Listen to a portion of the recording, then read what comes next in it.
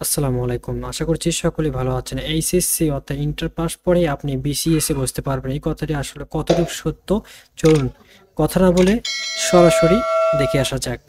আপনারা দেখতে পাচ্ছেন প্রথম আলো থেকে প্রকাশিত হয়েছে 17 নভেম্বর। এইচএসসি পাশের পর বিসিএস পরীক্ষা, প্রশাসনের কর্মকর্তাদের সুপারিশ। একটু বিস্তারিত বলতে গেলে প্রধান উপদেষ্টা কার্যালয়ে মুখ্য সচিব সিরাজ উদ্দিন মিয়া প্রশাসনিক সংস্কার উন্নয়ন বর্তমান প্রেক্ষিতে ও ভবিষ্যৎ ভাবনা শীর্ষক সেমিনার বক্তব্য দেন। ছাত্র জননেতা অভ্যন্তরে ক্ষমতাচ্যুত আওয়ামী লীগের সরকারের 15.5 বছর জনপ্রশাসন আর জনপ্রশাসন ছিল না, সেটি পরিণত হয়েছিল লুটেরাদের সহযোগিতে।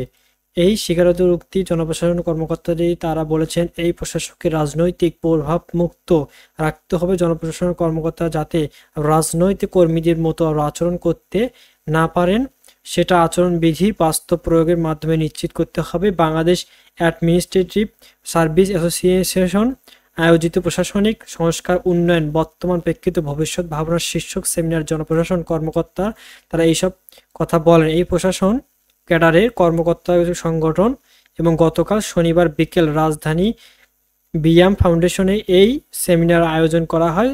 সেমিনারে এইচএসসি পরীক্ষার পাশে করার পরেই বিসিএসসি পরীক্ষা নেওয়ার বেশ কিছু সুপারিশ করা হয়। সো বুঝতেই পারলেন আপনাদের এই এখানে সুপারিশ হয়েছে সবেমাত্র, কার্যকর কবে থেকে শুরু হবে এই এখনো পর্যন্ত চূড়ান্ত হয়নি। ধন্যবাদ সকলকে।